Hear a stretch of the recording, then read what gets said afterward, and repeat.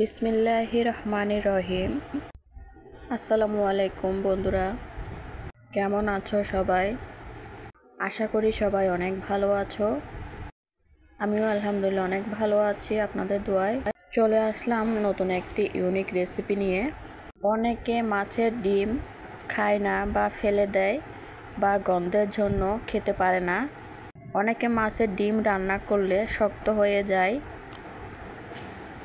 তো আপনারা এভাবে একবার বাড়িতে বানিয়ে দেখবেন, ইনশাল্লাহ ভালো লাগবে। চলুন তাহলে রেসিপিটি শুরু করা যাক। এখানে আমি রুই মাছের ডিম নিয়েছি 250 গ্রামের মতো। দিয়ে দিলাম 1 কাপ পেঁয়াজ কুচি। মাছের মধ্যে পেঁয়াজের পরিমাণটা বেশি হলে খেতে ভালো লাগে। 2 কাপ পরিমাণ পেঁয়াজ দিয়েছি। কাঁচামরিচ দিয়ে দিয়েছি 10-12টার মতো। স্বাদ মতো লবণ, মরিচের গুঁড়া, হলুদের গুঁড়া, জিরার গুঁড়া, আদা রসুন পেস্ট, 2 চা চামচ পরিমাণ তেল। তেলটা দিয়ে ভালো করে ম্যারিনেট করে নিতে হবে।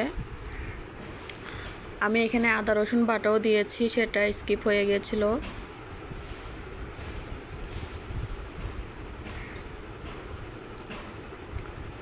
এমনভাবে মাখাতে হবে যে ডিমগুলো ফেটে না যায়।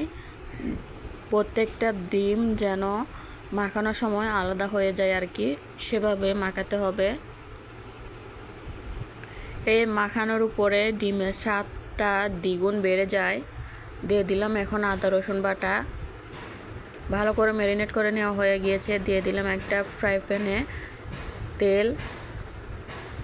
ডিমের মধ্যে তেলের পরিমাণটা একটু বেশি দিলে ভালো লাগে।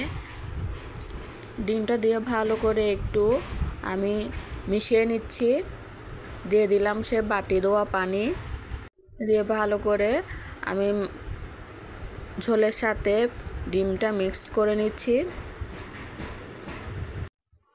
দিয়ে এটাকে অনবরত নাড়তে হবে, না হলে এটা শক্ত হয়ে যাবে ডিমটা।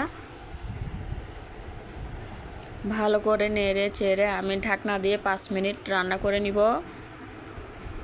5 মিনিট পর ফিরে এলাম। দেখুন আমার ডিমটা একদম অলমোস্ট হয়ে যাচ্ছে।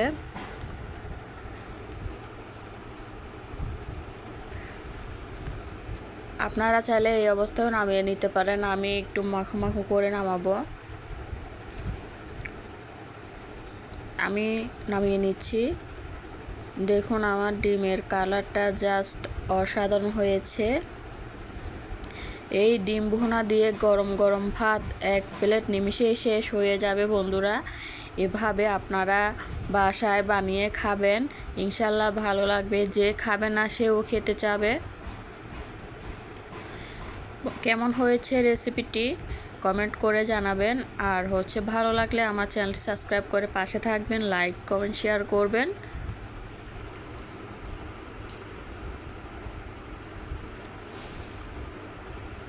কালারটা দেখুন বন্ধুরা।